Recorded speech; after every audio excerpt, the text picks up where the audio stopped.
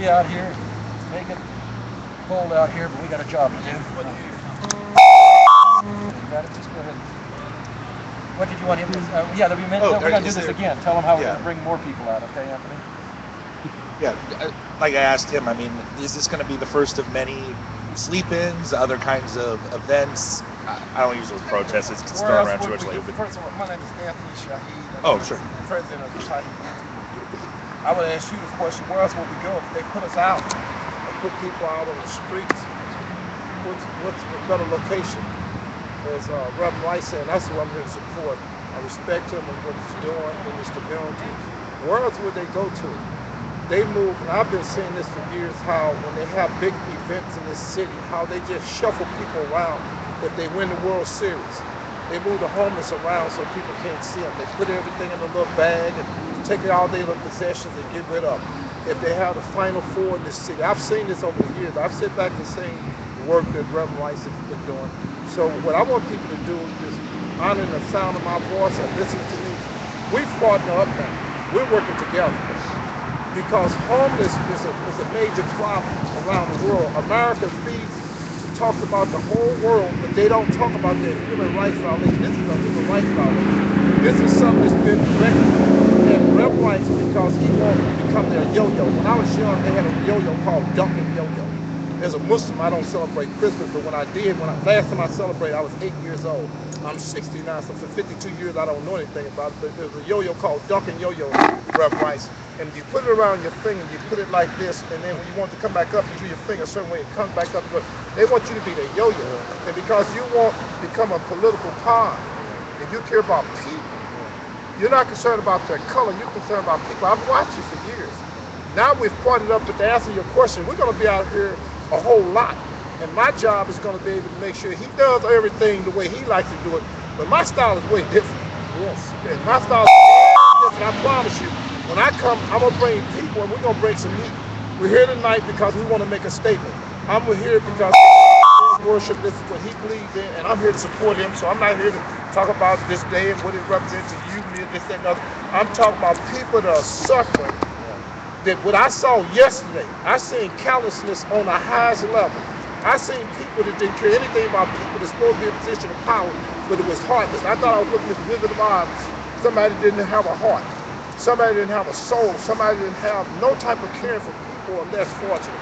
So I respect what you do. I gave you a commitment. When I say something, my word is my bond. I don't just throw out things that say I'm going to do. I was a little late. I'm normally never late. But when it comes to something this important, there's nothing more important to me than working with you in the homeless. This is one of my new fights now. I'm fighting for the homeless because homeless lives matter. And that's one of the things I really want the world to see. I want them to understand that a homeless life matters just as much as a black life or any other life. But I don't know nothing that's bigger than a person that's homeless. And this is one of the missions of Jesus that I understand from reading the scripture. He believed and worked with people that was in the street. He told them to go be fishermen of men. Go out to the street, go into the highways and byways, go out there and let's see what we can do to try to help people.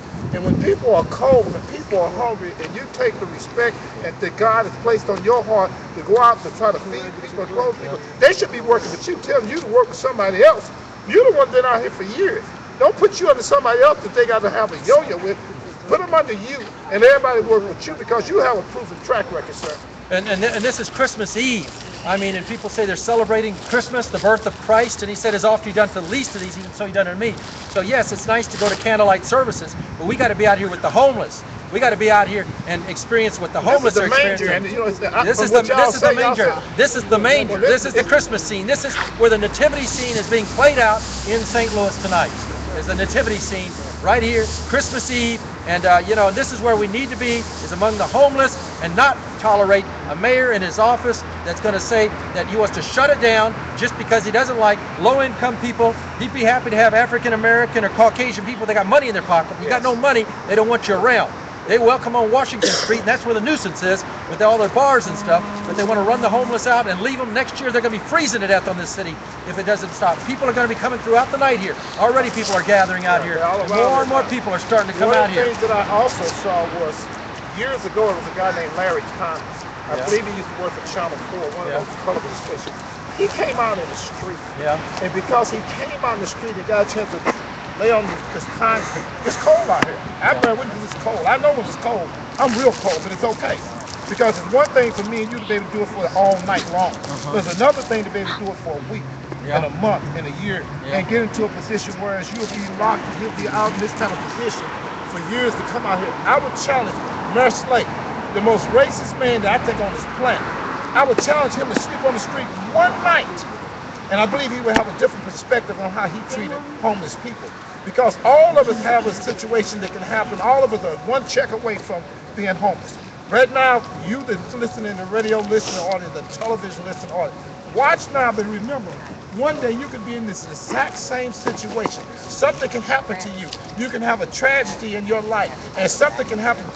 Imagine your son or your daughter out here. I met your son about a week ago. I met your wife. If you had to be like this every day, this is sleep deprivation. What it involves, if you're in that park after 10 o'clock at night, police say move on. I mean, we saw the public holler and scream, and they should, over the torture that the terrorists got by the hands of the CIA. But every night, homeless people, whether they're out in Clayton or any community in St. Louis County, they're constantly told to move on, move on, move on, move on, move on. And something's wrong because they're engaged in sleep deprivation until they finally snap. And then they do some violent act, or they do some act to just break out a window so they can go into a warm place to sleep. This is a personal vendetta against you. Yeah, because they can't control us. Yeah. And don't leave Rankford out. Please don't meet his chief of staff. Yeah. He's real slimy. He reminds me of a mice. He has no type of brains, and a mice, if he can get his nose through any crack, he's gone. Yeah. Don't leave Rankford out because he's the mastermind behind all this here. And don't leave Sam Dotson out. Please don't leave him out because they put the police department to do their little maneuver. They're using Rankford. And Slayers doing everything. What they seen yesterday, they were told to do that. They did it with so much conviction and so callous. They were told to do it. I absolutely believe in my heart that that was a direct instruction from Francis Slade and Rankford to say, I don't care if it's 1,000 people come, I don't care if 10,000 people come. Because he won't be our board, let me just finish it, and because he's dealing with homeless people, and especially black folks. Yeah, well, you touched on that point. Not one single voting member on that Board of Public Service was African American. Not one. They appointed one finally in February, but they wouldn't allow him to vote. And so here's a city, 48% Caucasian, 42% Caucasian, 48% African American, and it was an all-white board that made that declaration. It was all white petitioners that petitioned it, and it was a white developer and a white attorney that petitioned it. Let's face it, they don't want poor blacks in the neighborhood, they don't want poor whites in the neighborhood, they don't want homeless people in the neighborhood. And if African Americans had consisted of 50% of that board and they'd have stood up to the mayor, I don't think we'd have gotten that edict that they want to shut it down by 90%. They was concerned about the business folks. These people are the only people I know, this is crazy to me, that'll throw food away but won't give it offer to people that are hungry. So they're concerned about these 10 international companies they have here. They worry about their civic progress. They're worried about that, but then that wasn't what, I don't think I remember reading, and I read your scripture too. I don't remember reading that Jesus was worried about civic progress. I didn't read that one time. I probably haven't read it many times. He was concerned about the homeless, and this is what Christmas Eve is all about. It's about, we're concerned about the homeless, a baby laid in the manger because there's no room in the inn. He said, fox have holes, birds have nests, but he, the Son of Man, had nowhere to lay his head. Here they are, these folks out here giving gifts to each other, saying that they're worshiping Jesus, and they totally forget about him and his birthday. Was it Judas that took the silver, the pieces? Yeah, yep. I think it was a lot of Judases around. Well, that's what I'm saying. So that, this is where Christmas Eve should be, and more people are joining us out here, and we're celebrating Christmas Eve out here where the homeless are. And next winter, there's going to be homeless people freezing to death, dying. If we don't continue to fight the good fight, we got to keep fighting. We can't even start talking like that. We got to keep fighting. When you get through talking, this is what it's all about. God puts certain people in certain conditions for certain reasons. He have chosen us not to link up. Okay, I give you a commitment. I'm going to work with you. Yeah. And what's happening with the homeless. And what you're going to see today, you just do it the way you do it. I promise you, I'm going to put something in place. Slave, remember you listening to me now. And when I give you a promise, I'm real good at keeping my word. And if May 12th they try to put all these people out, we got to be willing to get locked up with them. We're going to get locked up. I'm going to be right wherever you're at. I'm going to be right there. Well, I'm not going to let them put the people out on the street because these are God's people, and I know what happens. They get raped out there. They get beaten out there. We can't let them. And then I'm going to have empty beds. We're going to go by Slade's house. People are And gonna everybody die. gonna sleep. Maybe he'll open his doors, and we're gonna sleep at Slade's house. We're gonna come to visit Rainford's home. That's what we're gonna do. They want to put these homeless out. It's sad, breaking up a family. We talk These about are the not homeless people of family. God, I can tell you that. These people have no God in them at all. So that's why we're out here, right? Amen. We're not going to sing about silent night, holy night, or our way in the manger. Sing about a homeless baby, and then leave the babies out there to die. No, we're not going to let Homeless that lives happen. matter. Homeless lives matter. Homeless lives matter. Homeless lives matter. Homeless lives matter. Homeless lives matter. Homeless lives matter. Homeless lives matter. Homeless lives matter. Homeless lives matter.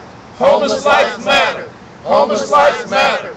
Homeless lives matter. I want President Obama to understand what's happening here in St. Louis.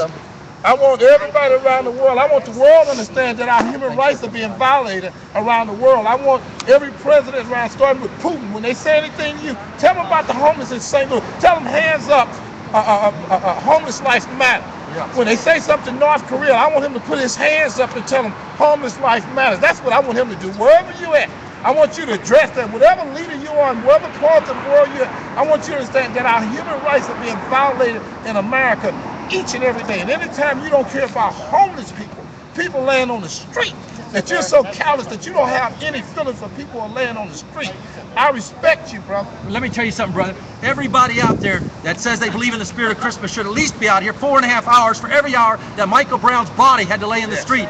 How many more homeless people are going to die in this city? Only it's going to be a slow death, a prolonged death. There'll be bodies out there. I mean, people are hurting at this time. People are in need. Just down the street, there were 3 people shot earlier, okay? Yes, sir. It's a violent out on these streets. People are getting killed out on these streets. 1 person killed, 2 hurt out there in front of Centenary. I mean, we can't leave people on the streets, and they want to leave them on the streets to die. I'm not going to allow that to happen. They can say whatever they want to say, but I believe I got to do what Jesus told me to do. I'm serving him and not Mayor Slay, okay? We got to stand together. Because if you start, I can't roll with you. Yeah, that's right. We're going to serve the poor and the hurting and the homeless, That's all and we're it's not going about. to leave them out there on the streets to die because they're dying out there. You're doing greater work than any politician, because what I understand is that when you feed people and clothe people, Yeah. that's bigger than any other thing. Right. You can pray for 70 years Yeah. and never miss a prayer as a Muslim 5 times Yeah. a day, and come in and do the work that you're doing, and you can pass them up in one move. But I'm just saying, the Good Samaritan, the story of that, Yeah. they want to shut down the place that Good Samaritan sent it to, down at 1411 Locust. Yes. And I'm saying, just tonight, while we're out here, 3 homeless, they may have been homeless, they may have been not, but they were down there sitting there with a homeless skull down there, shot. I don't want women and children to be out on the street all night long shot. I don't want men left out on the streets all night long shot. I don't want drug dealers trying to prey on them like that. They have to have a place to sleep, a place to go, and that's why we're out here this Christmas, and we're going to continue to be out here throughout the winter and right on, and we're going to see that every person has a place to stay When you after May the 12th. you give Okay? a person a possible chance now to get his life together, when this is his last chance, last alternative, that he can get it together and then put himself back in society. Here it is. What they're trying to do is kick the last rung. It's like you got the last rung on a ladder, and they're taking it away. Person is already at rock bottom, and you giving them a chance, and then you talk to a man like this. That's a bad thing to do when a person is at the bottom. Yep. And then you treat them like a dog. Yep. That's why you see me with those dogs. Can you imagine if they put a dog out here, Reverend Rice, for 4.5 hours? Yeah. They would never have dogs out. They have shelters for dogs. They shopping for dogs right now today. I've seen it on TV. They're shopping for dogs, but they're not talking about trying to do anything for you because you won't be there.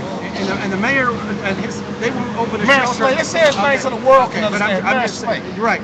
Mayor Slay won't open a shelter unless the high for the day is 20 degrees. You leave a dog out there when the high for the day is 20 degrees. That's cruel and unusual punishment, Yes, sir. but it's okay for the homeless, and it's okay for them to want to shut down New Life that uses no city, state, or federal dollars. So something's wrong. That's why we're out here this Christmas, all right? God bless you all for being out here.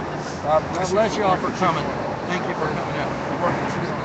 We together now. Yeah, you got it. Reverend, Yeah. is it true that a police lieutenant said that you could be here as long as you didn't have any tents or any fires? Yeah, he said that, but I was glad he just didn't run me off. Last time they'd be running us off. So we can be here as long as we freeze to death. Well, but tonight, wait till we come back in January and February. That'll be warm. It's warm tonight when I was here. It just speaks to the lack of humanity Yeah. on just the whole administration. Yes. I mean, and that's just plain evil. It's one of those things where, again, they have money for the boathouse, Yeah. but they don't have money for people. What about the polar bears? We don't have no polar bears. Well, They exactly. can spend how many millions for polar bears? Hoping they'll get a polar bear? It speaks to the arrogance of the rich and powerful. They believe they're better, this elitism, than everybody else. And what is a human life worth, for crying out loud? Yep. I mean, how do you measure a human life? It's one of those things where how we respond to the people that are the most disadvantaged, that reflects on our humanity, on our souls, regardless of what faith you are. And I don't know how anybody can call themselves a good Christian, a good Jew, a good Muslim, a good human being if they can just walk idly by and remain silent. You know, this is a new Holocaust, is what it is. You know, I'm Jewish, and you know, everybody talks about the Holocaust, and I had relatives that escaped. But the fact is, this is a new Holocaust, and the Nazis are the ultra rich and the corporations that basically say human life isn't worth anything except whatever profit they can drain out of it. And we can't, and the politicians are their handmaidens, and I'll use a bad word, they're their whores. And it's just plain evil. There is no other way you can put it. I am ashamed of them. But I'm even more ashamed of the people that are sitting idly by. You know, maybe I can't stay the whole night, but I'm going to see how long I can last. And the whole community, in fact, all the clergy should be down here of every faith. They should be down here, including my rabbi does sometimes get involved, but they should all be down here. And this is an issue about our common humanity. And the fact that they are not here, you know, that's the Christmas story. I mean, correct me if I'm wrong, but the baby Jesus and his parents, weren't they the ultimate homeless family? I mean, the irony here does not escape me at all. And I mean, there's no other way to put it. I mean, we need to shame them. And the other thing too is we need to take. You've already started, and there's professionals that of all different walks of life and build a full service shelter. And I mean, we're talking. You know, he just said people come together. The good Lord come find some way. And you know, it's one of those things where I'm starting to believe that. And we're not, you know, some people are more supposed to be like warriors, at least with words. But you know what I found out now? And I heard you say different ones should be here. The only one's going to come is what God wants. We look Just at for them, what? who God wants to send here. Because we think the pastor's supposed to be here, these rabbis supposed to be here. But the mere fact you're here speaks volumes. God chooses. We don't choose. We say Allah chooses. He chose you to be here tonight. And sometimes, I know you're upset about it, but I'm just telling you, Jonah got help from a whale. And sometimes we look for certain people to come to do certain things. You can only do it if God calls you. We say Allah. If Allah don't call you, then you can't come. So the mere fact that you're here, it don't take a whole lot of folks to do a whole lot of nothing. It just takes some people who's dead serious in their heart. And anytime that you don't stand up for homeless people, that you could be this kind of. When I sit there yesterday and seen those people act the way they acted, they were instructed to do that. Plus, it was just in their genes. They had no type of remorse. They remind me of somebody on the street. I mean, can you imagine somebody on the street? They was talking about just like this was just a regular conversation. This is vote bill number 2228 or whatever number it was, and this is how it's gonna go, and this is what it is. That's not the way you treat people. So you got to really start thinking about. They speak from their mouth something that's not in their heart. The Quran calls it a lip confession. These people just talk. You know, they talk about Jesus, but there ain't no Jesus in these people. Because if Jesus is in them, they would be doing the work of Jesus. Jesus worked in the street, helping people in the street. These people ain't doing no Jesus work. They just talking Jesus. So y'all talk about these preachers and these rabbis and stuff, but I look at them way different. They just show me what they're about. I just have higher. Yeah, well, all that sounds. We need kind of, it's like somebody who's really ashamed of this. Okay, in a moment here, Kalor, I'm going to take a mic here, and we're going to do something for Channel 24. I'm going to make a statement. I'll probably have our lady from the Jewish community make a statement. We have a man from the Muslim community make a statement, and how we're coming out here. Okay, so we'll do that. And Kalor, if you'll come over here and just hand me that. And folks, if you all want to come in a little closer, you can.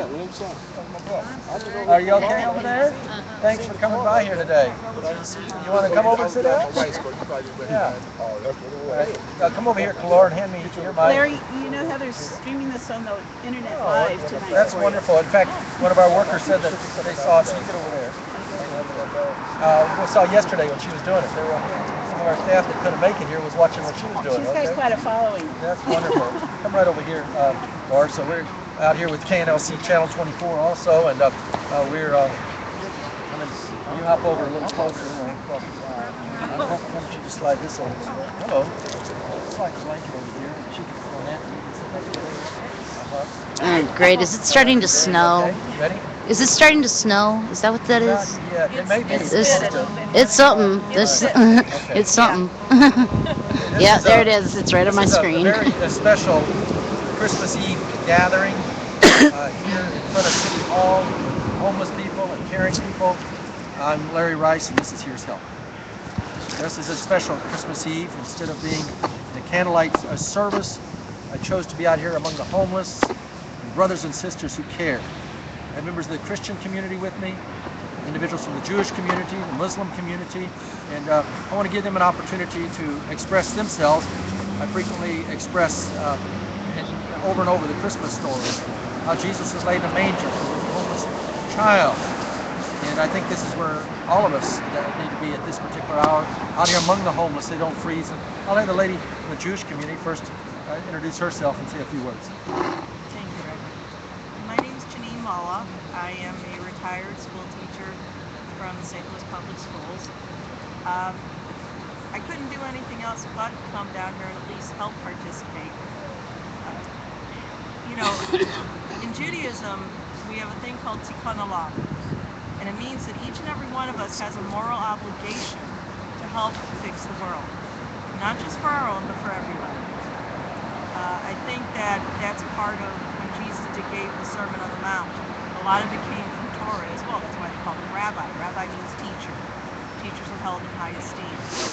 And it is a shameful commentary on political forces that be, and religious leaders as well, and anybody who isn't down here, who doesn't show at least some modicum of humanity, because how we treat the poorest, the most helpless, those that are down, that have had grief in their hearts, that reflects on each and every one of us in our common humanity. And for those who say, well, I can't do anything, they don't want to get involved, that burden of silence means that they're complicit.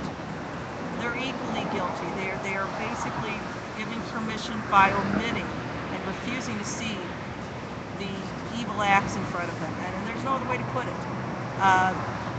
The fact is, we are our brothers and sisters' keeper. We are, that's what we're supposed to do. Regardless of where you are in the faith world. We're born human. We have to learn how to be humane. And so far, Mayor Slay and both Republicans and Democrats have failed miserably on this. People that are down on hard times, some have difficulties, some have some issues that prevent them from making some issues. A lot of times, it's just people that can't find jobs. The rich and the powerful, they think of themselves as elitists. They honestly believe they're better and entitled to more. They don't believe in democracy. And we have to stand up to them. And those of us that have a little more capacity to speak up, we have more obligation then. That's really what it boils down to. This whole mortal coil, it's we make a lot of mistakes, and we're supposed to learn from them. And I really believe that the biggest lesson we're supposed to learn is how to be humane. Let me put this in context before Anthony shares, is that we're out here in front of St. Louis City Hall. It's Christmas Eve. Yesterday, the Board of Public Service, the all-white Board of Public Service, made its declaration that in May the 12th, they want New Life Evangelistic Center to reduce its population by 90%. Over 300 homeless people coming every day. They want us to cut them, to put them out on the streets and leave it down to 32. And I see human faces.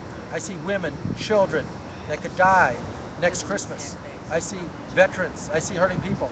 That's why come May, we cannot cut our numbers. We can't let City Hall buy us off. Oh, they can suddenly come up with rapid rehousing money, they say, for a handful of the people down there that are doing the work, while they leave the rest of them out on the streets to die. We cannot let them break up the family a new life. We can't let them break up the community. And I thank God for these people that came out.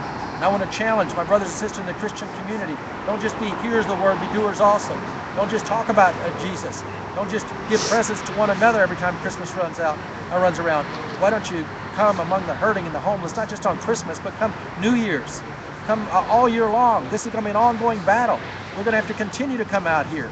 If you can join us on a night, please do. We're going to have to do this on a regular basis. Call us at 881-3218. I'll let you know about the next time we'll be out here.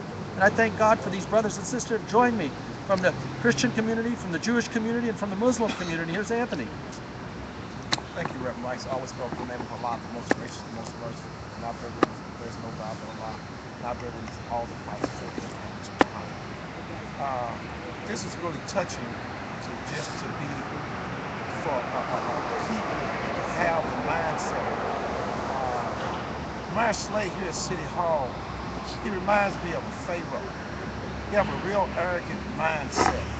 And I think one of the problems that we as a people do, before I give it to Brother Jihad, one of my other Muslim brothers, is that we read scriptures and think everything happened back then and don't see us doing none of it now. And what I'm seeing that you're doing, Reverend Rice, and I applaud you, and I stand with you, and now we're working together from this point on, is how you're standing up to the powers that be. Because Moses said, let my people go free. He wants them to be their boy.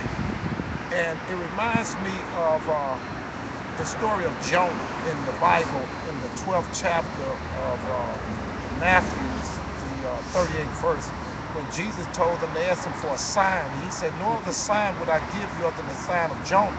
For as Jonah was in the belly for 3 days and 3 nights, so shall the Son of Man be in the heart of the land for 3 days and 3 nights. But Jonah ran from his mission. His mission was to go to Nineveh. And because he did not do what Allah had placed on his heart, and this story is also in the Quran in Surah 10, it's called Jonah. But we don't use the word J because there's no J in Hebrew, but I don't want to get on that. But when a people run away from their mission, you know, to my Jewish sister here, sometimes we think rabbis are supposed to come out. And to some of the Christian brothers, so sometimes you think the pastor's supposed to come out. But they don't understand the story of Jonah. Because Jonah was given a mission, and if he had not prayed in the belly of the whale for those 3 days and 3 nights and asked for repentance, usually when God comes to bring that chastisement on you, it's too late. But Jonah was the only one that got a chance to repent after he didn't follow instruction. You pastors out there, you Christian pastors, you imams out there, you Muslim ministers, you rabbis out there, you better listen. Because if you talk Jesus, you need to act Jesus. If you talk about Prophet Muhammad, peace be upon him, Prophet Muhammad, peace be upon him, did more with his actions than he did with his mouth, what he said. Reverend Rice, brother, what you're doing as far as feeding people and clothing people is one of the great works of Islam. You're doing something bigger than all of them put together. The rest of them are talking. Your biggest problem is you don't know how to be a good boy. If you learn how to be a good boy for Slay and Rankford, you wouldn't have these problems. But you don't know how to buck dance and buck jump. And if you just learn how to do some handball, haven't you heard? You probably be a little bit better off. He's but too uppity. It ain't happening, and that's why we're out here with you. But I can tell you this, before I pass on to Brother Jihad, I can tell you for a fact, you keep on doing all your diplomacy stuff. I'm not known for a lot of diplomacy. I'm not known as a diplomat. No, You check my that's history true. out. Run my That is record. true. That is Francis true. Slade. I'm talking to you, boy. I'm coming for you about these homeless. This is a new mission I've taken on. You would have never thought me and Reverend Rice would have been hooked up and become brothers working together. What I'm here to tell you and tell the world, homeless life matters. Yeah, homeless Brother life Jihad. matters. Yes. I just want to commend myself, Reverend Rice, and his efforts, his works that he's been doing in the community for the longest, not just recently. He's been doing this for years. And when I first came up, Anthony was talking to my sister over there, Rabbi, about I think she was a little bit the numbers. She didn't, the numbers that she felt should have been here wasn't here. But you know, once God puts something on your heart, Yeah. you can't stop it. You Yeah. know, and a lot of times it's just a small band to get things done. Yeah. I just want to say a couple of things real quick. One, to me, it struck me all these dollars that they was talking about at that hearing yesterday prior Yeah. to making a decision on the new life. And I'm talking about millions and millions of dollars, $400,000, $1.5 million. Yeah. And then when it came to the new life, they made a decision to cut the numbers down. Now, I got a dog. I got a couple of dogs. I always been compassionate, always cared about animals. But it seems like to me, we live in a society that care more about a dog Yeah. than we do human Yeah. lives. Yeah. They built a nice shelter right over off Island for animals. And I'm not knocking that, but I'm saying, how can you do that for animals and yet you got human beings that Living in need the help? streets. Yeah, Amen. it just doesn't make Amen. sense. It's You know? callousness, And I cold-heartedness. think if anything, what we should do, or what the mayor should do, what the city of St. Louis should do, and what we should That light keeps press them going to on do and off. is donate some money to New Life for whatever shortcomings they may have, whatever struggles they may have that might not be in code. Give them the money because they got the money, Write and the so they check. can do everything they need to do. Amen. And we Amen. are working. We are in code. We are doing everything we can. We work with the inspectors, health department, and the like. The fact is, I'm not their boy. I'm not going to jump in. They can't control us, and that's what they're upset about. I want to personalize this. I want to ask Ed. Ed, just tell them a few minutes. What would happen to you if New Life had not been open here? I don't know. I really don't know. I can't explain because I can't predict the future. Yeah. What would have happened to you if we hadn't been open for you a few weeks back? Probably be sleeping on the side of the library or in the park or something. Yeah. Probably arrested. Yeah. And Pierre over here, tell them, hey, you know, you end up homeless. You're in a group home. Well, where'd you be sleeping tonight if that place wasn't open? On the streets. I'm very grateful to you. You slept out there before? Yes, I have. And what happens when you're out there? I mean, hello. It's I mean, it's ridiculous what's going on. I my mean, biggest problem was sleep deprivation. Sleep deprivation. All that is torture. That's what they do. They push them from place to place to place. What happens when you get sleep deprivation? Lots of things. Nervousness, euphoria, just like delusions. I mean, it leads to mental illness if you never had it before. And the mayor wants to get 160 more police officers at $8 million a year, with, you know, just to what, push the homeless around more and more. Possibly shoot them like Dontre Hamilton. Larry, I've been homeless since the age of 13. Born in St. Louis at the end of 2008. Me and my mom, I think you still remember her name was Shantae. We started coming to your shelter. I was 16 at the time. I just remember, man, every Christmas, man, you'll come, you'll be a major blessing to us, man. And I still remember all the times, man, I was a little kid, man, and you'll come to me and be like, hey, man, it'll be all right, man. You'll make it out of this one day.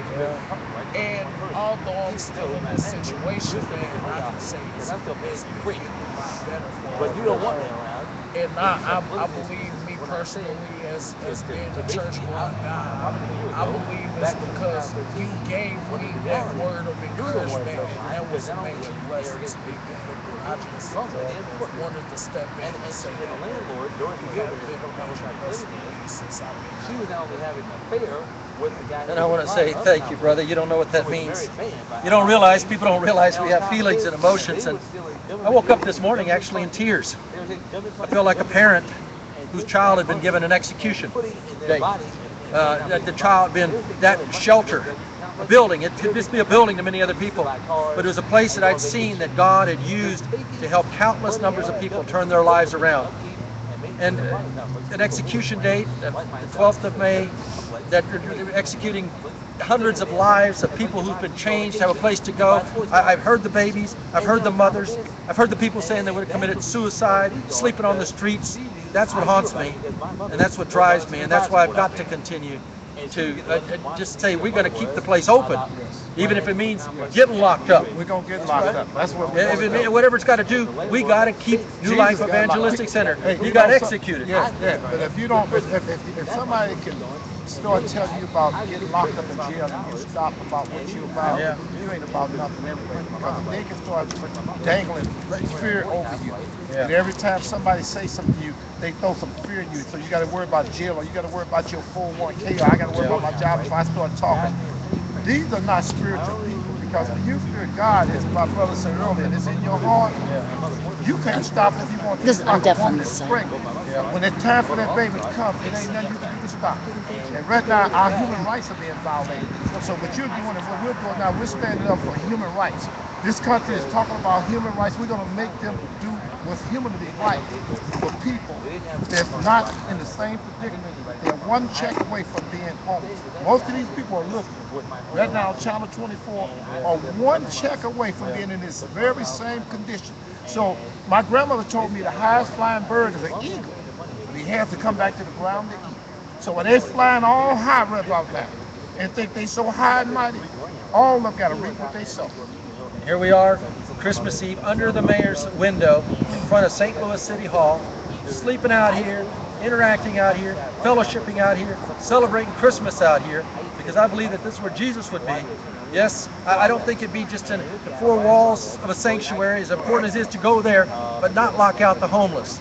Not say, okay, the service is over, you got to sleep out on the streets. A sanctuary must be a place where people can find sanctuary, hope, and help. That's what we want to do at New Life Evangelistic Center. This board, yesterday, in this city hall here, dictated, referred to New Life as a nuisance because it's sheltering the homeless, as a nuisance because it's taking in the babies and the mamas and the veterans and the hurting, as a nuisance because it's the last major walk-in shelter that's got turned away by the mayor's housing hotline, the resource hotline. They get turned away. Yes, and then they're going to lie to it on top of it. They're going to tell the papers that they're going to find a place for them when they hadn't found a place for 2/3, 3/4 of them that had called the hotline all last year. And people see the lies. And also, Reverend, I said, this ain't the only game in town. First of all, this ain't, excuse me, this ain't no damn game to me. This ain't no game. Real. This is real. When you're out here on this They think it's a concrete, game. and I It's a challenge joke. anybody who honor the sound of my voice, I dare you to come out here and sleep out here all night and come back with the same mindset. Let it happen to your son or your daughter. I just heard the brother say him and his mother at the age of 13. Yeah. Let it happen to your mother. Let it happen to your son. Let it happen to your daughter or your grandchildren. Yep. Let it happen to your pawpaws. And I'm willing to bet you have a different change of mind. I challenge you to talk to Larry Connors. I don't think he done got his mind back where it is again. But ask him how it was when he slept out there with the homeless about 10 or 15 years ago, and how his mindset was when he seen what homeless people was experiencing. This is the worst type of treatment when a person will talk to you like this when you're at rock bottom and they treat you any kind of way. That's the worst feeling in the world I think a person can have. When you're down to your very last and a person talks to you like you insignificant. They don't want the common sense God around. testing us, bro.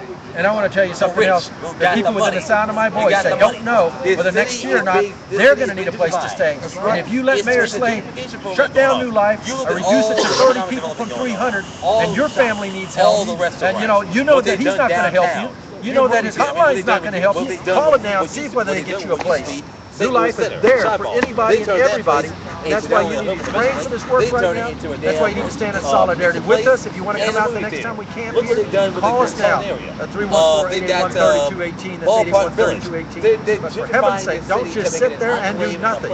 It's too late for that. Yesterday there was a declaration of war made by the Board of Public Service. Yeah, They don't want the declaration of common man war. You had a person They want headed your up the money, city health but they don't department want your that presence. declared That's the it was a problem. nuisance And to that's the provide issue. places for women and children that are out on the streets. It said she was concerned about horses walking the street, but doesn't care about these babies, and she voted for New Life not to be open to its full capacity. Something is wrong with all that. We live in a It's sick immoral. society. A sick society. A that selfish cares more society. about It's an dogs arrogant society. and A greedy horses society. than they do about people. Human beings. It's a sick, sick society, and you need to pray for that society, and you need to rise up right now and not just engage in a lot of God talk. You need to engage in some action. Well, I'm not going to be praying for Slim. I'm not going to tell you that now. Prayer's good in the prayer house, but they ain't no good in the prayer house. I'm in the prayer house right now, and he's praying for those he's about to receive. See, Well. so you however you want to do it on your end. Father, forgive them, for they know not what they do. I ain't gonna debate with you on TV, but he know what he's doing. I promise you, he do. He been doing it for a long time. Well, Brain please players will give a damn. keep on, The keep man on doesn't even praying, mention the folks. homeless. I'm telling you, He doesn't we mention the got to. homeless. These hours are late.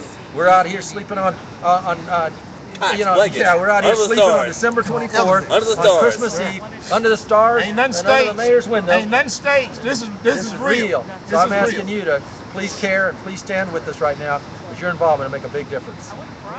Okay. How many minutes did you get on all that? Yeah, 11:47. 11? That was more than 11. We talked. Well, I need to get your opening again because it wasn't recording then. So I gotta get what your about her? What opening. she had to say? I ain't get that either. Well, when you start, when he started? Yeah. Well, okay, we'll get her to talk again too. All right. Push the button over there. I got over her and y'all just started. I was raised in Easton my entire life. And me and my mom used to come over here all the time when I was a kid on weekends, every month. Either go shopping at Sioux Lord to get groceries, to get the produce, whatever. All right, here we go. Cabbage, tomatoes, and all that. God bless you, brother. Thank you. Here we are. Hot dog and a hamburger. Hey, how you doing? All right, I won't be on camera, but I appreciate what you did. Are you guys on your way out to Berkeley? No, we going to the gym. I go down to the workhouse and talk on Wednesdays, and then I'm coming right back. I'll be right back here. I'm just going there. We got the whole auditorium waiting for us to come talk. I saw you on the live stream in Berkeley last week. Oh, you know, I'm always gonna be out there. I'm gonna be wherever it is. Hey, Anthony, here's some of these to Anthony. Take these and give them out to people. Oh, yeah, vinyl. It's on that. Yeah, it's like there's a tunnel on on that side of the building. That apparently, like cars drive through it too, which is incredibly dangerous. Oh yeah, I know what you're talking about. See, we got to put all that on people. Gather together. If you know me, you know I'm not all this different.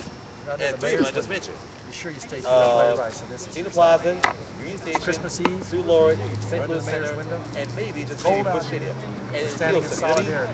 Now Homeless they people, tripled that. hurting people that are in need. It We're used going to to be. continue to be here. It used to We be. can't turn our backs on these people like The this. party club, okay? We've seen them. We've seen them. How you doing? We've seen The them. party place in St. Louis It's declared that they want us to That's put what the the homeless party out on the party street. picture was in. Something's Let's wrong. explain it when I was a kid. I'm just praying Now, that people all over get directed I mean, law. Lagrange We Bled have with has this been replaced. Christian Lagrange faith, Bled is Jewish replaced. faith, Total Muslim replaced. faith. It's Washington Avenue People that now. don't That's where all the bars talk about are. their faith. That's where all They the wanna live it. Help those that are hurting. I want this outlets. sister now to share with this. If you got money, that's where all the bars. Do it again. Bars She might say something different this Yeah, her time. life helps. Thank you, sister. And then you take it after that thing. All right. My name is Janine Halla, and I am You got, Jewish faith. I am you got a retired school teacher. You in got, St. Louis Public let's see, of some you got 30 Immigrant plus Foods, years. you got Thai Pizzeria, And I'm down here you got because Swiss in good Pizzeria, conscience I you can't got do anything else. You got the Wayne, You know, in Judaism we have a thing called tikkun it's all olam, out. and it means that each and every one of us has a moral obligation to help repair the world. Not just for ourselves, but for everybody. It's basically a mandate that says we are each other's keepers. We are our brothers and sisters' keepers, and there's no guessing. I think it's absolutely shameful that the leaders of religions and people of good faith are not down here. I mean, this is everybody else. This is the reason for the season, and baby Jesus and his mother and father, I had nothing else. they were the quintessential homeless family. I don't know what part of that Mayor Slay and the stony-hearted Board of Aldermen fail to comprehend. It doesn't matter what religion you are, it's about our common humanity. You know, basically, you know, we're born human, but we have to actually learn and strive to be humane. And that's an ongoing process. And the fact is, we have this society right now that is so materialistic and arrogant. The rich and powerful honestly believe that they are entitled to more, they are better, and they're not. You know, they don't believe in democracy, they don't believe in playing fair.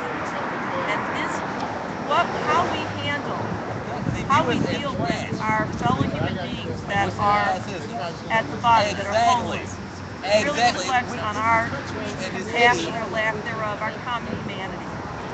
And For some, the fact everybody's life ain't is the that same the time. Slay administration, I got Governor homeless because I Nixon, dealt all of with them I had are to failing landlords. woefully in And that to our task. family for the past year. This is shameful. I'm a The law-abiding fact citizen. that I'm they not have a money criminal. I'm not a for thug. I'm not a a thief. boathouse, I don't drink. I don't smoke. I don't do for drugs. the I don't have well-heeled, kids anywhere. they don't have money to help keep Okay, this I shelter will. in I will. place. I will. I will. Furthermore, You got it. I know You got for a it. fact, You so got we it. all come down here for a reason. We all have our own particular talents, I suppose. Thank you. And I know for a fact that the city gets federal and state funds for low-income people. Where are those federal funds? Why can't they actually send some of those federal funds, which is our right, to the shelter? Why can't they help Reverend Rice get a newer building that doesn't need so much repair? What about that empty federal building up the street? It's sitting there doing nothing. You know, the question in my mind is, what developer wants that product, wants that property that Reverend Rice now occupies? What is wrong with them? There are plenty of empty buildings here that could be turned into full-service shelters. There's also plenty of retired professionals such as myself, retired social workers, doctors, nurses, mental health professionals, public health professionals, and teachers to train. We could transform this into a full-service shelter. So not only do people get help in their hour of need, but so they can actually rebuild and then build partnerships in the community so that we can actually have jobs for them. Seriously, this is their right. And I don't see how a little school teacher like myself, I can come up with this, but they can't see it. Obviously a rhetorical question. They don't want to see it. Those that stand idly by and remain silent are just as guilty. You know, Jews love to talk about the Holocaust because it was a hideous time. 6 million of our people were murdered. By Adolf Hitler. And also by his willing executioners. The everyday people that went along with it or failed to see or failed to speak out. They were too scared to. And this is something that has to stop. This is a new genocide, a new Holocaust. It's a war on the poor. They're criminalizing the poor, and it is wrong. It's wrong and it's un-American. I agree. And it just is. Yeah. I mean, hello everyone. My name is Mario Shelton, and I'll just be honest. I'm homeless out here. I've been homeless a month. I had a rough year dealing with crooked landlords. Family wouldn't help. I'm a law-abiding citizen. I don't drink. I don't do drugs. I don't sleep around. I believe in absence of marriage. I have no kids. I got homeless due to no fault of my own. I am a victim of circumstance. And what I've seen out here since I've been homeless for the last month is a national and civic disgrace. They treat the fellow citizens of this community, are being treated like cattle on a range or on a farm to be moved about from place to place, all because those of us who are homeless, like myself, are victims of circumstance. We fell on hard times financially. We're causing harm, most of us, to no one. I agree, there's some of us out here that are homeless that have substance abuse problems, that are drug addicts, that are alcoholics, that are mentally ill. But the vast majority of people that I've met out here are good, honest, decent, law-abiding, hard-working people, honest citizens who fell on hard times, that ran out of money, that lost a job, got sick, got injured, and they were dislocated economically, like millions more people in this country that have lost their jobs due to corporate greed. And corporate greed is the heart of the problem. Corporate greed is the heart of the matter. Corporate greed is taking over the city of St. Louis. This city is being gentrified. I lived here all my life. I love St. Louis. I lived here all my life. But the change that's occurred here in this town, I'm happy for the economic development. I'm happy for new restaurants, shopping malls, and to build new stadiums and ballparks on that. But why is it that the mayor and the city government of this city, amidst all this economic development, doesn't have a thing to say about the homeless? I mean, they treat us like we're children. They pat us on the head, they give us food, they just pat us on the head and give us food, and pacify us by patting us on the head and give us food every few hours, and move us along like we're cattle on a farm or on the open range somewhere, that they'll just make us go away and take care of the problem. The homeless need more than that. The homeless need education, they need health care, they need housing, and they need jobs. And they're going after a guy who's one of the lone guys in this city in passing Larry rights, who's giving people a place to stay, who's giving people a place to live, you know what I mean? And it's just wrong. I mean, they got all this money to build these apartment complexes, like the woman just said. $95,000 for rent. $95,000 of rent for an apartment complex, right? For you to build an apartment in this town. To have an apartment constructed. 95 grand for a floor plan for an apartment. 95 grand for a floor plan to design your own apartment. But not one dime being spent and not one building being used or constructed, existing or constructed sometime in the future or today to help the homeless. I think it's a shame. I think it's a disgrace to try to close the mental to sit down. And I believe that more needs to be done for the homeless of this city, and it needs to happen now.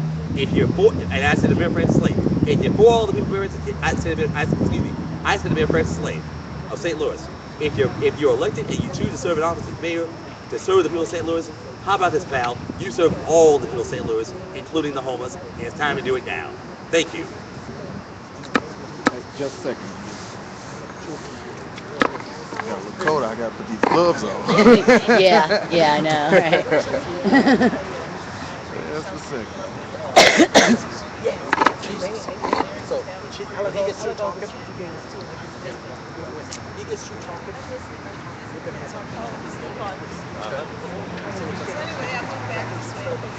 Okay, I'll talk after. I'll talk after. All right. No, let's get him, and then you take finish. Okay? I'm gonna bring this special for you. That light keeps going on and off. Yeah, I know. It's annoying. Like, it should just stay on and make things so much easier. Yeah, it would.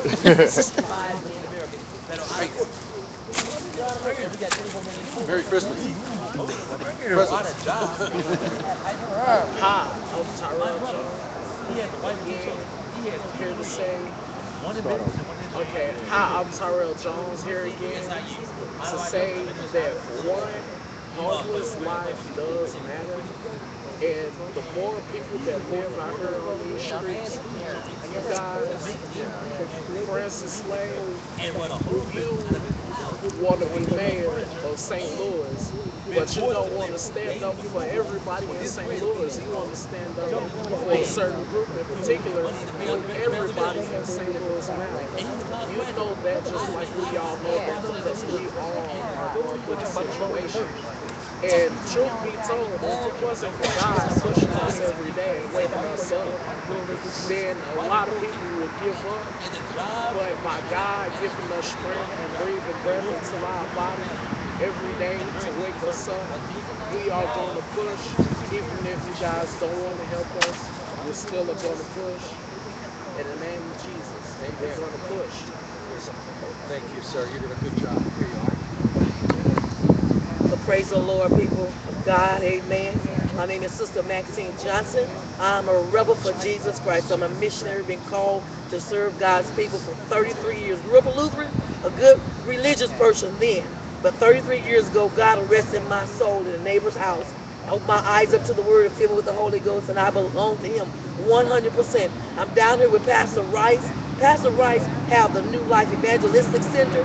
He housed over 200 people, and 90% of them look like me, African American descendant. How in the world can the mayor, with the support of Lacey Clay, the U.S. Congressman, and Jamil Nasheed, all these, I want you to know, remember when election time come up, these are our black elected officials that help Francis Clay get in office. Jamil Nasheed and Lacey Clay, they endorsed him because they took his money.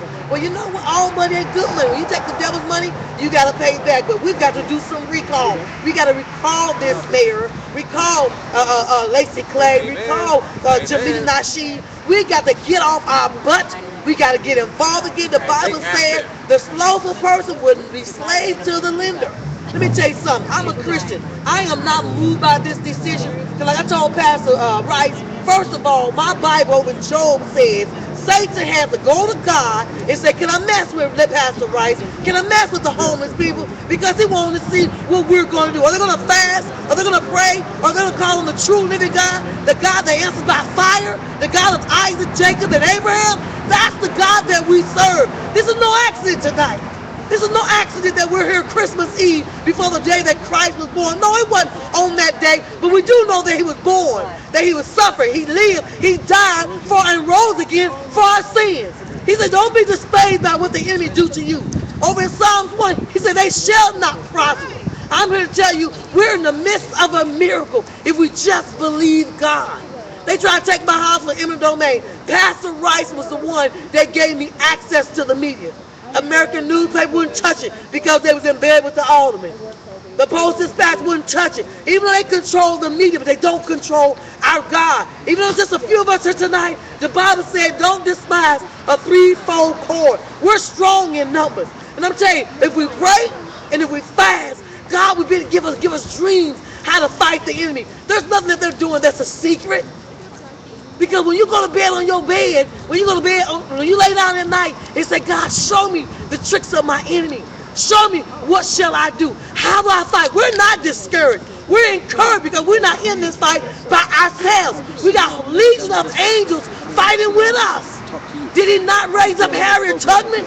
Did he not raise up Moses? Did he not raise up Esther?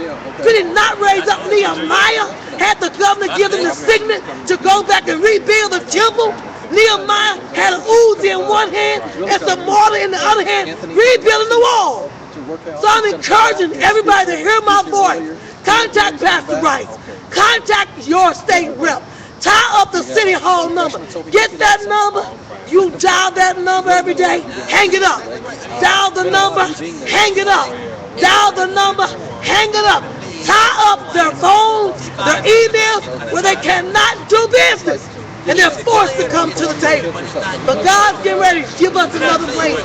They will not close down New Life Evangelistic Center if we fight together and believe God for a miracle. We got to fast. Pick one day of the week. Don't fast from midnight to 4. Don't eat nothing. Just drink some water. Read your Bible and say, God, what do you want us to do? He said that we will always have the poor. But then he said God will deal with those who oppress the poor. God will take care of it. There's a reason why this happened, so that he can get the glory. Jesus is the only way. I tell folks until they can show me who died, who rose from the grave, and who's living today all over the world, then that's who I want to worship. And Jesus says, if I'm for you, I am more than the world is against you. I'm encouraged. I was at home with my children. They want me to stay and open up presents. I said, no, I got to go down here with Pastor Rice. I got in my little car, got me some gas, I was going to eat, and I made it down so glad that you guys are still here. It's far from over. But I want you not to be discouraged. When it gets cold and the weather changes, don't quit. Stay in front of the enemy's camp. Make his life miserable. We may have to go to Francis Lake House and pick it. Go to where he goes to the dentist and pick it. Go to his church and pick it. Make his life a living hell through prayer. And I believe God for a miracle. So this is just the beginning of the end. So don't be discouraged. Everybody that's down here, let's stand together, okay? And let's remember the word of God. He said that I will be with you until the end. And it's far from over. Don't be discouraged. Pastor Rice ain't going nowhere. And the service he's providing is going nowhere. We've got to continue to believe. Faith moves mountains. You hear me? Faith believes mountains. Not doubt. I rebuke the demon of doubt. I rebuke the demon of fear. Only faith, what you need. He said faith of a grain of a mustard seed. When they try to take my house for eminent domain, see, the nuisance law is the new eminent domain. I want everybody to hear my voice. Find out who your alderman is. Contact your alderman. Pull up that ordinance that they're using, and we need to amend it. We are the citizens. They're in office to serve us. We're not supposed to serve them. So there is an answer. There is hope. What they say is not the law. They're not God. It's not etched in stone. It could be amended. It could be changed. And we got to begin to recall. We got to let them know. We got to set an example. That you cannot just come here and treat the constituents of St. Louis. Everybody out here are constituents. We matter in Missouri, and we have a voice. I encourage you to contact your relatives, contact your state rep and your aldermen and your senators. Contact the people up in Washington, D.C., and let them know what they're doing. They are paid to protect us and to provide housing for us. Pastor Rice, New Life Evangelistic Center, is the only shelter across 3 states that home. People come from all over. And they got a phony place there that we're providing for the homeless. That's a lie. Amen, sister. It's a lie. Amen, But I am not discouraged. I'm here to let them know, tell me that they are the enemy, and I pray they get no sleep. I pray that God torment Mr. Slade, Glacy Clay, Jamie Nashi, and the whole Alderman board. That he torment them, that they get no rest. That they will not, the Bible says when they lay down, rebuke the hand of the enemy, that they get no rest. And that they see our faces, and that God will torment them. If he can bring down Pharaoh, he's getting ready to bring down this. And sometimes we got to be a victim to expose what's going on. So tell everybody on Facebook what they're doing to us in St. Louis. Take this story outside of St. Louis. Take it across the country and let them know what we're doing. But I'm believing that we're going to win. Because God said, if I'm for you, I am more than the world is against me. Pray for me and my strength in the Lord. And come down to New Life Evangelistic Center. Come stand with us in solidarity and believe God for a miracle. And again, start fasting. The Bible says some things don't come out but by fasting and prayer and picketing in Jesus' name. I think that was the elaborate version of "We don't get it, shut it down." I'm pretty sure that's what that was. Matter. I've shelter on and off the last few months, and I've observed, I've watched things, I've heard bad things, lots of horrible things about the shelter in the past. I didn't see any of that stuff. I saw a good brand new shelter. There are a lot of problems. But I mean, it's ridiculous to close down the largest shelter. Exactly. We Recall election has got to happen. That can be fixed. We got to. In cooperation with, authorities and with Reverend Rice. I mean, it's not a reason to make, more homelessness. It's simple. It's simple. Unbelievable. It's a simple problem compared to the problems that it can create in the long run. I don't know. I used to be proud of the guy. And all it takes is cooperation. But my point problems. I mean, this is America. That's what compromises. I mean, that's what America's compromise. That's all that needs to take place. Washington Avenue, Nightlife Washington Avenue, Ballpark Village, Island, Culinaria, all these kinds of things. Why not apartment building? All these big apartment buildings. I just pray to God that, in the hands of his corporate everybody just come to their senses, and just try to fix a few simple problems, Miami, LA. that, everybody, it takes everybody to come together and work together and to solve a problem. And I just pray that everybody, look deep inside of themselves and find that decent person that, this is homelessness is very, very important. Not only to the homeless people, but the people who have to witness St. Louis, homelessness. the government of the town, this ain't St. Louis, this ain't the state, this ain't to all of America, this ain't to the world. Have compassion, everybody. A homeless shelter that exists to help Homeless lives those matter. of us that are not looking to have a place to live. They got screwed by life. They've been economically displaced. And we got one guy with a background like Larry White, and the city government and the city citizens want to shut down a shelter that's helping the fellow citizens of this community, of this city, who haven't been homeless. They want rights going, they want the center going, because they want to take this center and they want to put it in probably a shopping mall or a parking lot or a restaurant. They don't give a damn what happens. What they tell me is pathetic.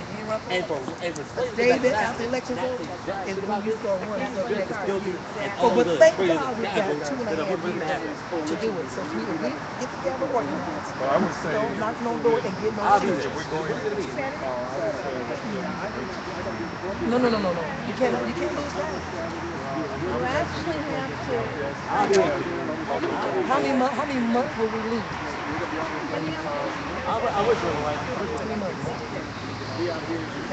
So, but what we can do right now, we can be organized to come down to March.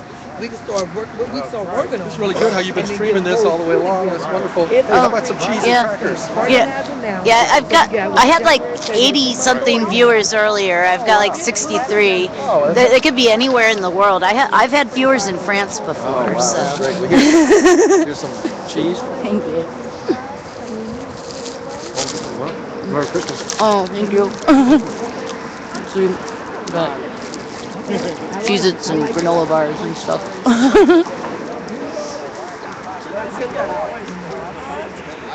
Look here. I met brother. You're welcome to stream this too. I'm gonna do an interview with Zaki. Okay. I tell everybody, all I vote out of a good Lutheran. Yeah, I saw Zaki in the live stream from Berkeley last night. Keep it going over there. I gotta sit down with him a minute. Okay, okay, we're gonna organize. All right. And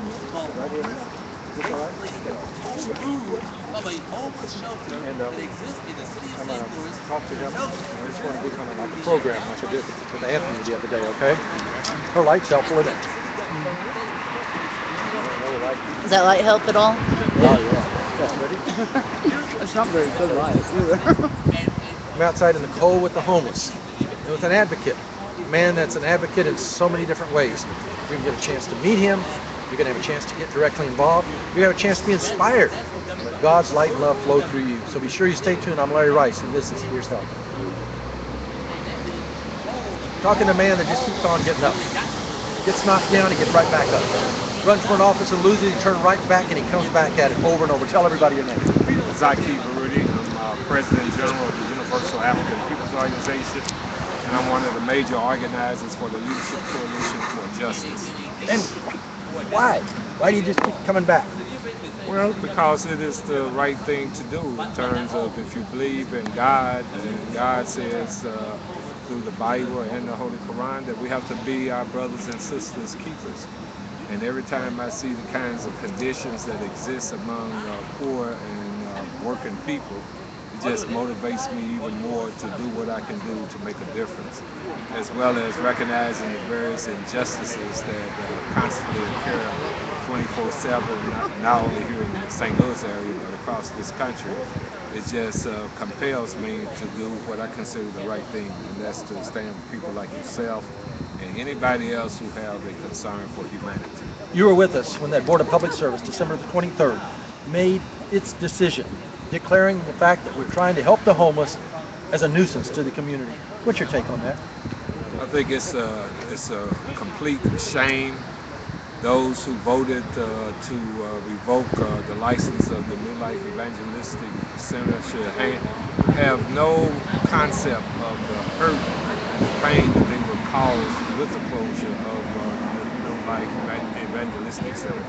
And it's very cynical in the season where we are to celebrate the birth of Christ that symbolizes the need for us to have compassion for humanity, where you will have this board comprised of 6 members, right, of which 5 were white, and voting to revoke your license. So that sends a really signal that it's almost satanic, signal that there's no concern for the suffering of the people. And many of the homeless, of course, are black, and we have a all-white board, basically, that also speaks of racism that we have to address. They wouldn't let the African American on the board vote, and yes, they were all white members that voted on this, and we are out here under the mayor's window out in front of City Hall with homeless people, even as we're speaking. That's why it's dark out here, but it was even darker inside that day in the hearts and minds of people. We want to show you what happened, and thank God for those who spoke up and spoke out as that determination is being made. We're going to go to that 7-minute piece that we got the other day, okay? All right. Yeah, they were talking at the end there when they saw that the board wasn't responding. People were hollering, shut down this meeting, shut down City Hall. I mean, they were seeing a coldness, a callousness. And what really got me was when we saw the recreational departmental head, he almost like he delighted in making the motion that they were going to stop New Life from sheltering the homeless on May 12th. Well, again, that just speaks to their insensitivity to the conditions of people.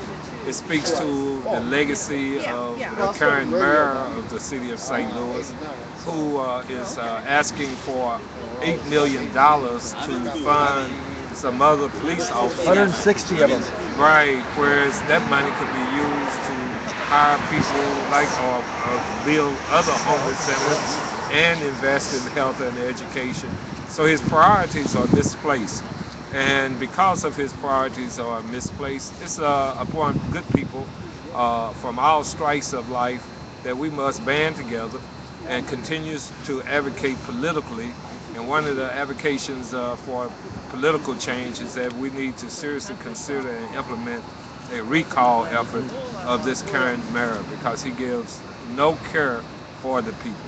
And again, it's upon us, though, those who know that this is wrong, to band together and make a difference in our community. Well, we know the wicked, the evil that's been done concerning the homeless, trying to get New Life just instead of doing 300 people a night to do 32. Okay, we see that wickedness in place, and then we also see the mayor's PR machine, where he's going to try to make it look like he's found other places for people when 2/3 of the people calling the mayor's hotline of the Housing Resource Center last year were turned away. We see this. What are other reasons you can think of for recalling this mayor? Well, you know, he had when working with the Coalition Against Police Crimes and Repression, we passed a civilian review board. And you know, the topic of police terrorism is on a national scope, and he vetoed it. So that's one important reason why he should not be in office. And again, he just lacked moral leadership in terms of the advocacy for, as I said, the poor and working people in this city. And what about the fact that 48% of the city is African American? And again, take a look at the Board of Public Service. Not one African American. Finally, appoints one in February. Couldn't vote on this issue. You don't have an African American fire chief. Don't have an African American police chief. Police chief. Where do you have African Americans in leaderships? It's all like they got the lackey positions. It seems like. You're absolutely right. I can recall in the last election, 2013, I think of his 20 top positions, only all of them made over $100-some thousand except the 4 or 5 blacks that was on his inner staff, and they made less than the $100,000, which is a clear example that his office smelled of the foulness of racism. But again, the task, in that we know this is the reality, the task upon us is organizing people to get him out of office and put somebody in office who has some sensitivity to the conditions impacting poor and working people of this city. And people are speaking up and speaking out. People are angry over what they would do to the New Life Evangelistic Center and try to get it to stop from doing God's work and cutting it from over 300 to 32, and they're speaking out. They tell Bill to get some of the people that made statements yesterday, okay? I think the show I did today I had Zaki on, so we'll get another one, some other people, okay? So we'll continue back here. Yes, people are pretty angry over this. It seems like what we've seen happen here at New Life Evangelistic Center, though, is what's happening behind the scenes.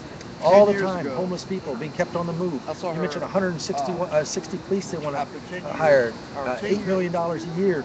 You know, those police will they won't have a place to even take them to if New Life doesn't open its doors, and they have to tell them after 10 o'clock, stay on the move, stay on the move. That's sleep deprivation. Absolutely, and then when you look at the fact of the motive behind it, then that's the gentrification of the community, where you're having these high-cost lofts that's been built downtown so that you can accommodate middle class and upper class white people, actually, and just destroying the homes of the poor. Destroying the homes of the poor. So again, that just speaks of, as you had said, wickedness in high places. And it's time for people who actually believe in God to stand up and make a difference. And that's why, again and again, I salute the work that you're doing, and I salute all of those who are there supporting, keeping the New Life Evangelistic Center open. And we are committed to make a difference. And again, to the people who know something is wrong, only way you can bring about change is to get involved. And so I encourage everyone to join a progressive organization, come out and help the New Life Evangelistic Center, because it's just the right thing to do. And it's in doing the right thing to do, you're doing God's will. And God's will, as I said earlier, is for each of us to serve as our brothers and sisters keepers.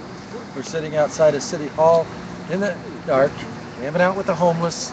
Thank God for those that are standing in solidarity and for those that are speaking up and speaking out concerning this injustice that has occurred. And we have people in the community getting directly involved. Our attorney tells us the next steps. And yes, others are letting their voice be heard. Bill said he got a point with our attorney. You can put that there, okay? Yes, we continue to move forward. We're going to continue to fight the good fight. May the 12th, they want us to go from 300 to 32. You mentioned gentrification earlier. That's all this is. Gentrification comes from the English word gentry, gentrify, you know, the rich folks and the poor get pushed out. These individuals came to this community, and what they're trying to do is they bought cheap, and now they want their property values to go up, and they think they can do it by getting the poor people out. Poor people out. It's basic racism, but if you're poor white, poor black, you don't have money, they don't care what color you're at. As long as you don't have the green, they want you out of the neighborhood. And that's what we're encountering. And God-fearing people are going to rise up and stand in solidarity with us at this time, because we can't let this justice continue. Absolutely, and it just speaks to, as you mentioned, it does not just impact black people, but if you are poor, be it white, Hispanic, or Asian, they don't give a damn about you, actually. And so it's like class warfare in actuality. So again and again and again, I cannot emphasize it even more, is that the challenge is upon you who are listening, that you got to get involved and join an organization that speaks truth to power to make a difference. And as we have just pointed out, one of the things that we will be doing into the near future is pushing to remove this mayor who is blind to the pain that people are suffering out here on the streets of St. Louis. Now, if people want to get involved in this recall, can they call you? They can you got a number they can call or something they can do? They may want to plug in and say, look, I want to get to circulate petitions. I want to do something about this. I think it's time to recall this mayor. Absolutely. They can give us a call at 454, and that's the area code, let me digress. Area code 314-454-9005.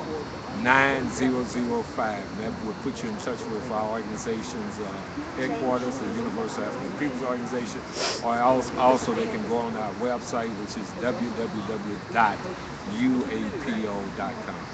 All right, folks, did you hear it? Well, I thank God for those that do continue. Let their voices be heard at this critical hour. There's another one Bill can put in. How many minutes you got with Sakia now? 11:38. All right, well, good. We'll just keep rolling along here. I figure that 11:38, I'll figure if you got three pieces, about 3 minutes each. We got another 10 minutes we could probably do here, okay? I'm back with Zakia, and brother, people are upset, but we got to do more. I mean, I know, you know, you've marched, you've been arrested, we had to let our voices be heard, but I think you've discussed a viable alternative also, a non-violent way.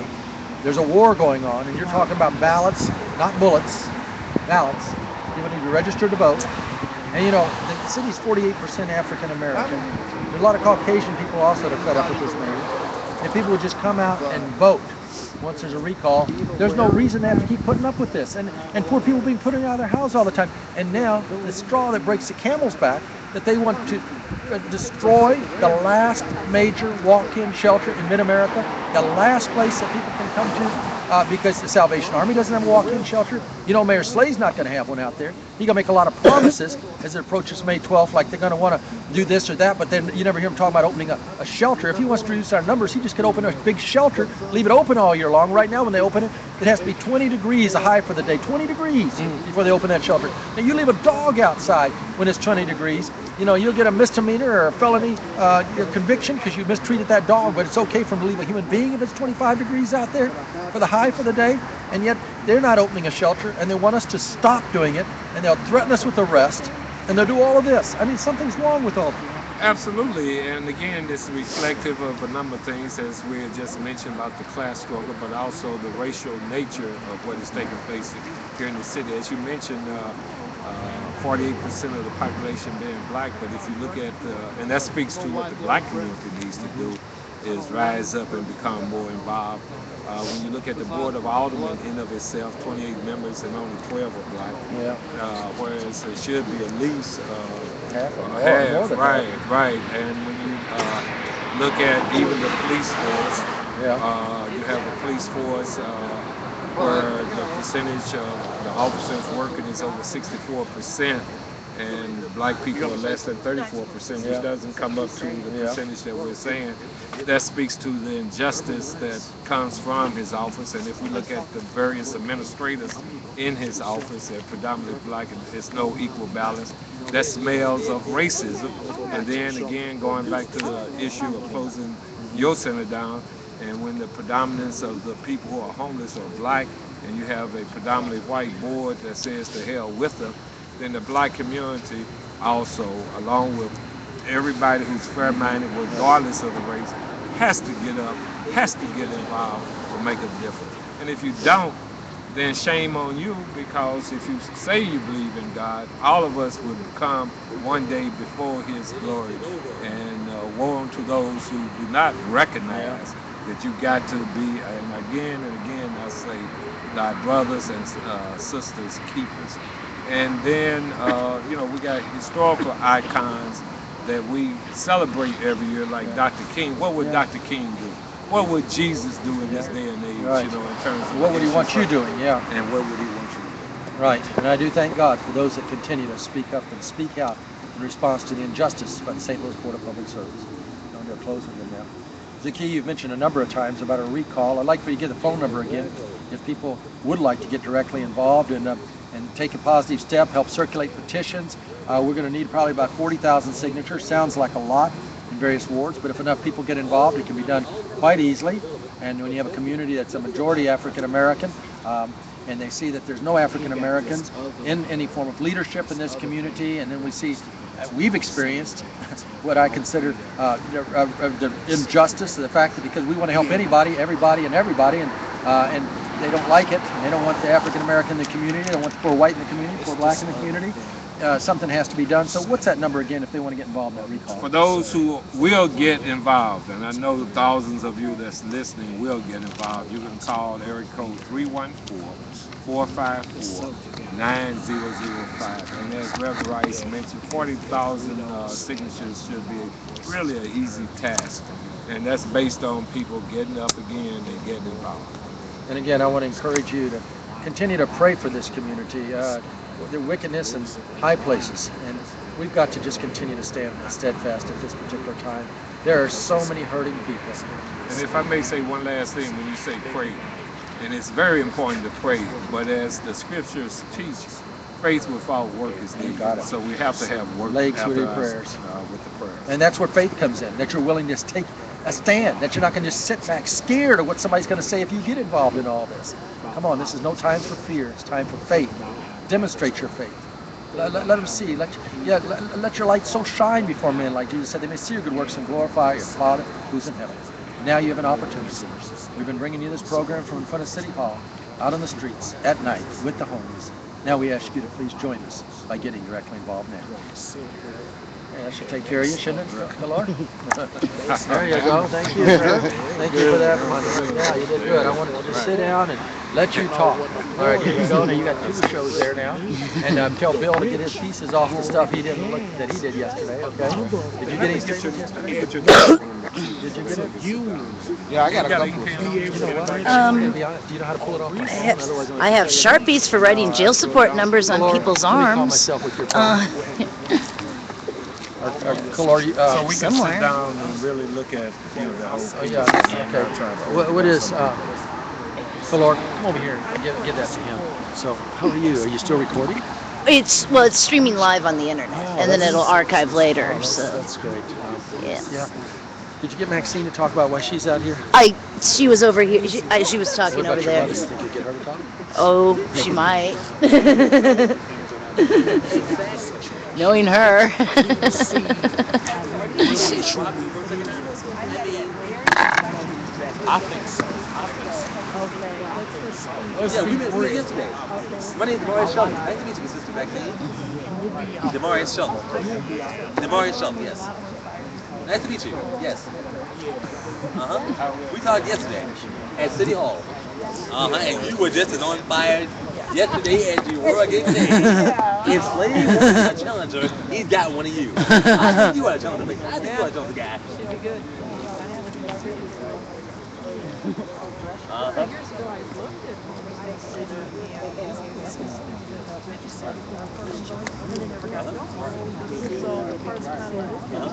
Great to meet you. Great to meet you. So that kind of, yeah, I mean, I did what I did. That's just the bottom line.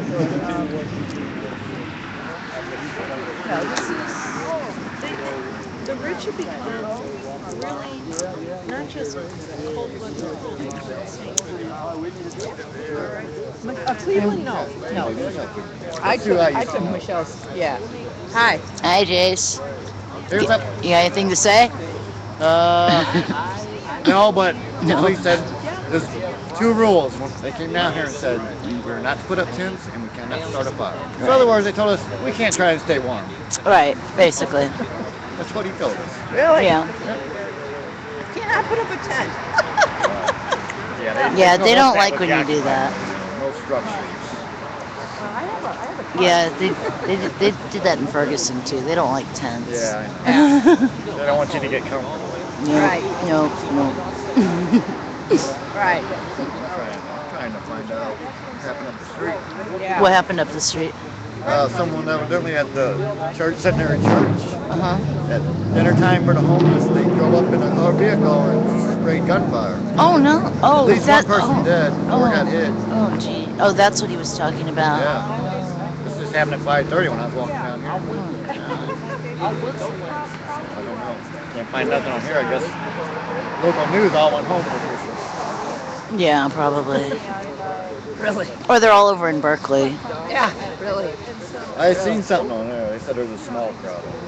Yeah, they were going over there at 6 to build the memorial and stuff. So I'm guessing they'll be there for a while. I was gonna try and go over there in a little bit. I think I'm here tonight. Yeah, I'm just gonna stay here. Yeah. Use the city Wi-Fi. The city Wi-Fi. Can you get the city Wi-Fi out here? That's what I'm using. You got it out here, really? Yep. That's cool. Now I'm gonna find an outlet and use their electricity. Yeah, really. Yeah, they got a wall outlet on the outside of the building anywhere? I have a little plug thing. Oh, I might have like an extra external battery. Let's see. See if I got one at work. It's charged. It might work. No, mine ain't. It ain't dead yet.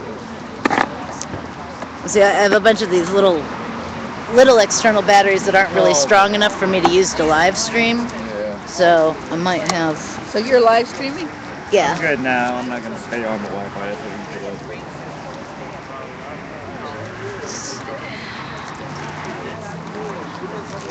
I just am charging my phone in my truck because it totally died. Stuff died, Yeah. but that's good. Yeah, I used to talk to Michelle all the time. I used to go up there. And, of course, I was told I didn't qualify for anything. Yeah. Yeah. Same thing Unfortunately. St. Patrick tells me. So. It's an unfortunate. This regular guy and works a lots of jobs because of government. I'm not sure if this is charged or not, but plug that into your phone and see if it starts charging it. This is a good one. Well, not really. This. Oh yeah. This is a good one. That is a. I got 2 of these. Wow. Showing to charge at all? I might just give it a minute. It might sometimes it takes a minute to kick in. Wow, that is good. I'm not sure if that one's charged or not. I've got this other one. I can charge it in my truck. Try that one. If Try the green one. I can't remember if they're charged or not. The Real Homes Fund. Yep, that one. That one's working. Okay, good. We'll hold on to that green one then. Yeah, if you can, and he did it in a way that Yeah. by the time we figured out they've been called. Yeah, I don't need that one, so you can have that one. Right. So. Hey, do you have Anyway, right, extra whatever. smoke? Oh, sure. I think it got down here, was it a little after 6 maybe? Yeah. Yeah.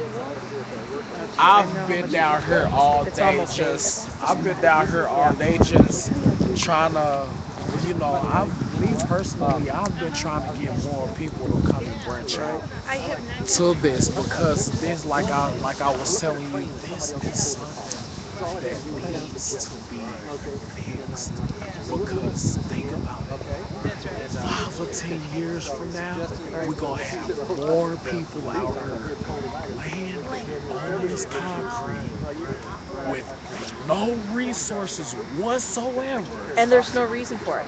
And it's not There's because I think about it like this: if they continue to do these people like this, they are being very much cold-hearted and they're being selfish. They're only caring about self. They are.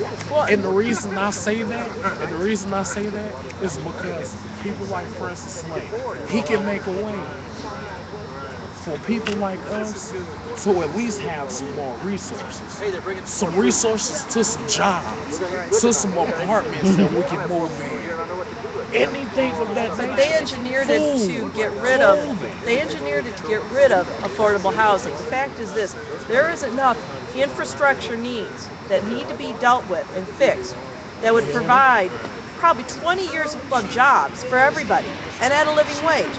We need to take our taxpayer dollars and make them actually work for us. Right. The taxpayer dollars need to go for that, not for Ballpark Village that none of us can afford to go to.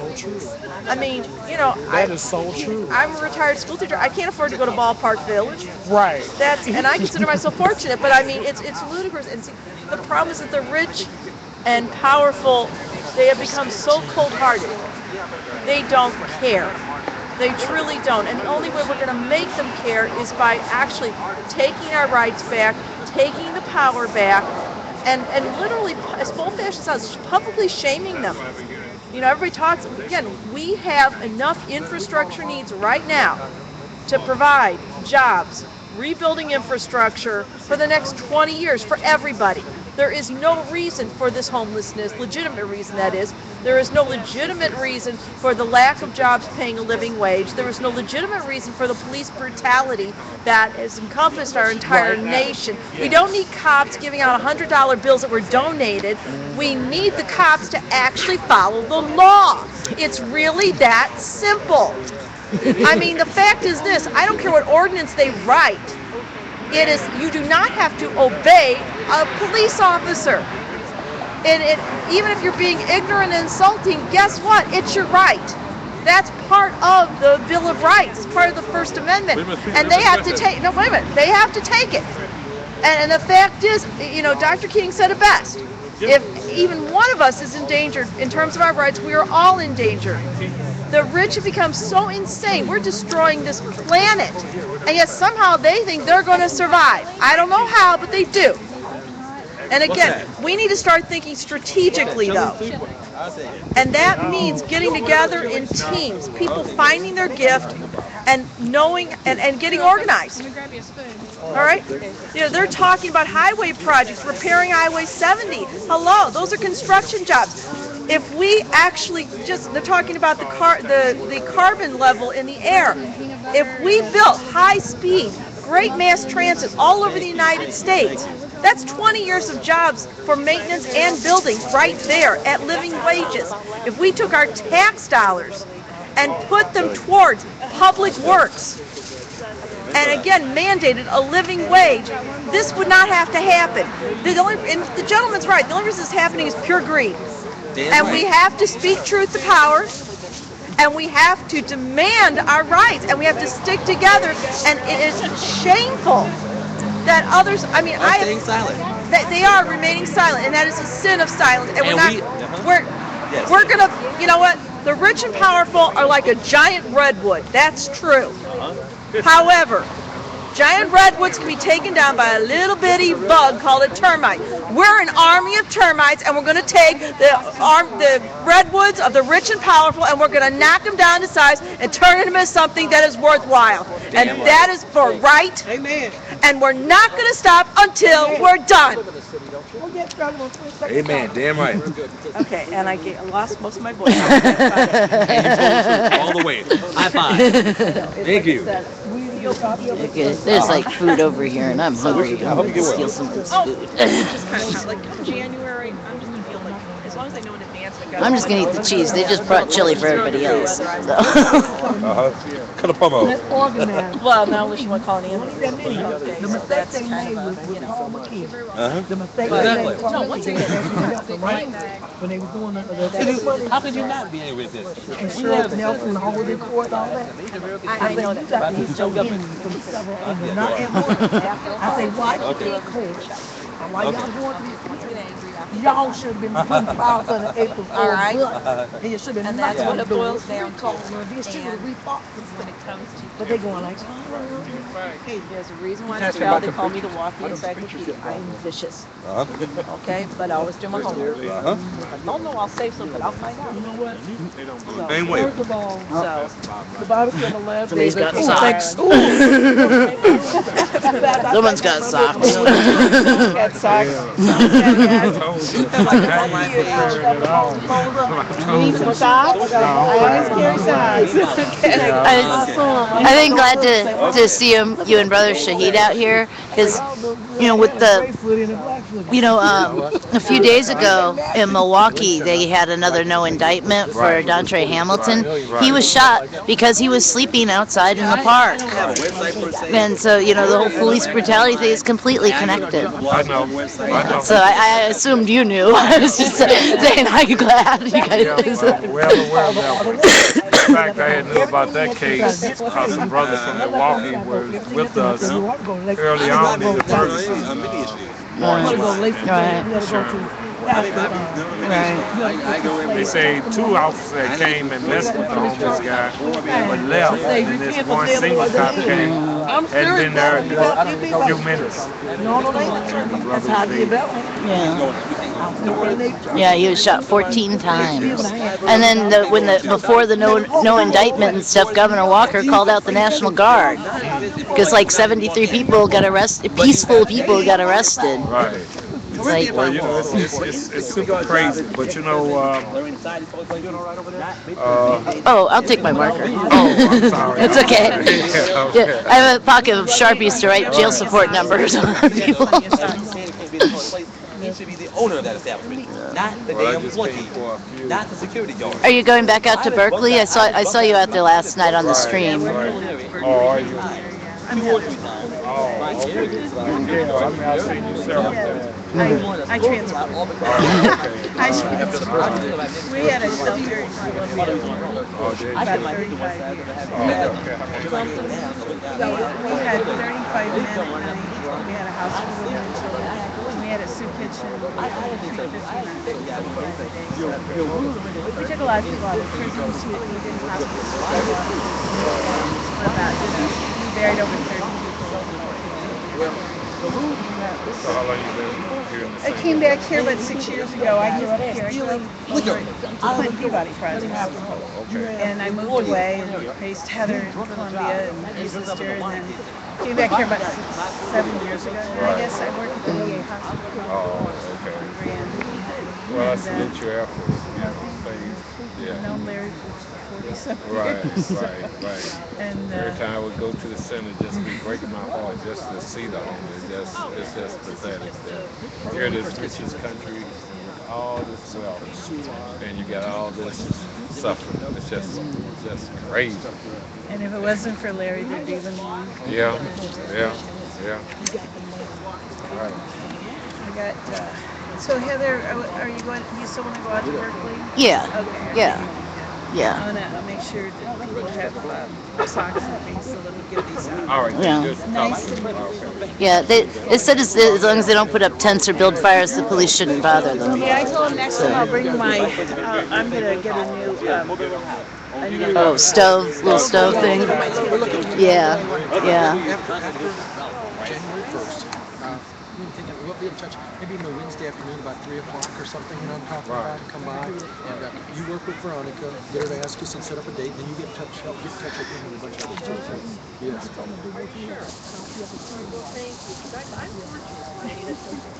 Okay. I would feel bad about taking something. Thank you. I have a neighbor that lives during the socks. Yeah, she just brought me 3 pair earlier. She's just polite. Well, she's always bringing me socks and coats to give away. I'm coming down and giving sleigh. Hell. Different functions where he was there, and I was being nice, and he looked like he was.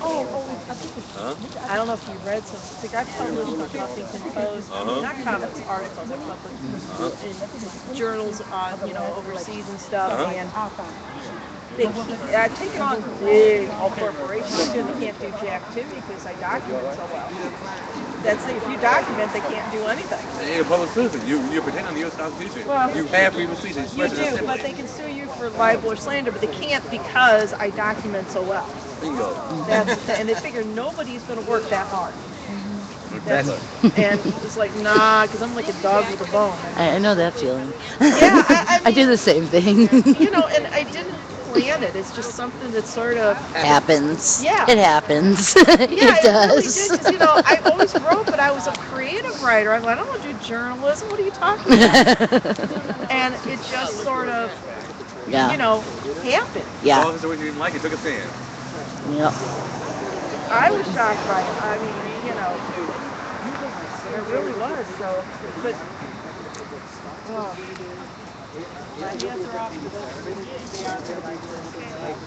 But I mean, I ran to get the same thing that you ran. Saturday is the 27th, right? Yeah. I know Dirk was going to have something at Keener that day. But it's right down the street. It's right down the So street. you can go, it's right over there is where the meeting's going to be. Right, Okay. okay. Come over and stream from over there. Yeah, that'd be great to have it Yeah. streamed. Yeah. Okay. Thank you all. God Yeah. bless you. It's good to see you. Thank you for doing that. Spread the word to others. too. We will, definitely. I work at the VA now. I can spread the word pretty quick. Okay. I'm going to go ahead and shut down the stream. I think we're going to go and see what's going on over in Berkeley. I should be back up in a little while. Bye-bye.